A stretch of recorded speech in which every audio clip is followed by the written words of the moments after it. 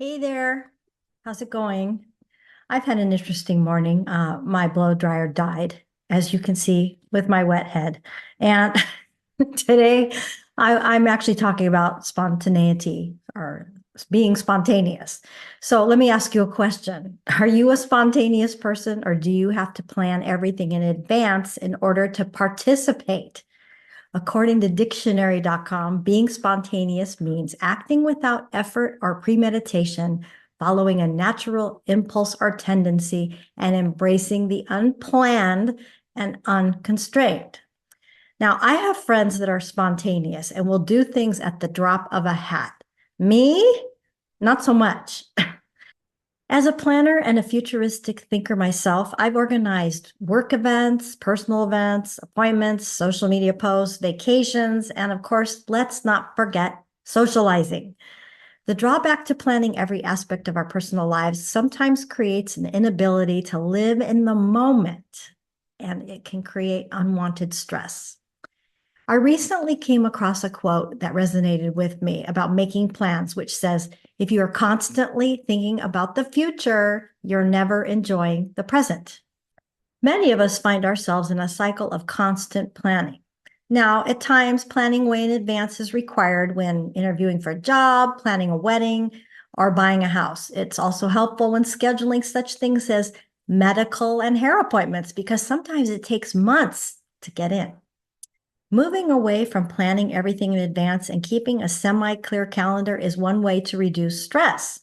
Instead of filling every moment of the day with activities, it gives us space for productivity without having to always keep busy. Enjoying the moment and allowing for spontaneity can bring a sense of freedom.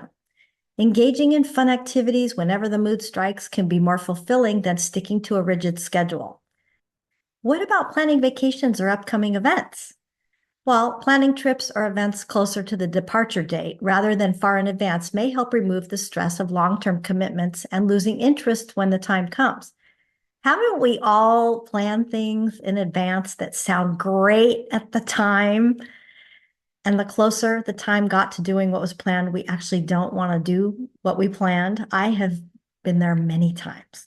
Having a no plan approach doesn't mean being unproductive. It means prioritizing relaxation, living more in the present, and being a little spontaneous.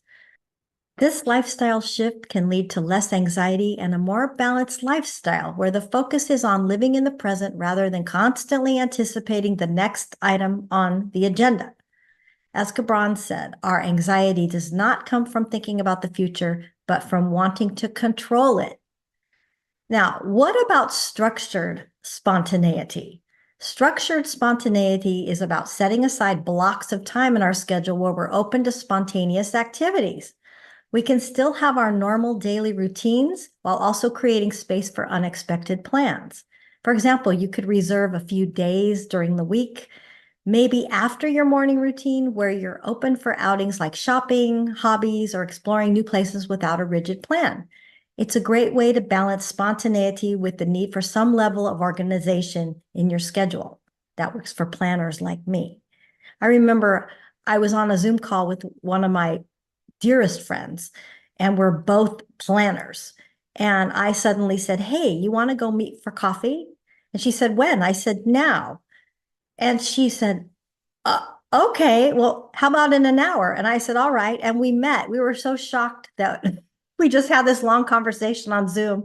And then we met at the coffee shop and we were so proud of ourselves. We high-fived each other. It was so great that we actually just did something spontaneous.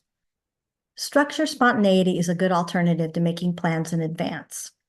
Again, if you're a planner, being completely spontaneous may be something that you're uncomfortable with, and I get it. Even so, maybe you can challenge yourself one time to be spontaneous for an entire day and see what happens. Because according to maybeitsjustme.com, being spontaneous opens you up to meeting new people, discovering new places, and having new experiences.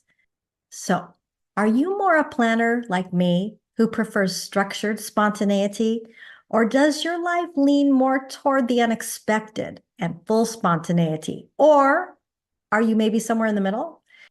I'd love to hear your comments and ideas about this, so let me know. Well, that's all I've got for today. I have to go find a blow dryer that works. I can't go around with this wet head on appointments today. So be kind, stay safe, and I'll see you soon.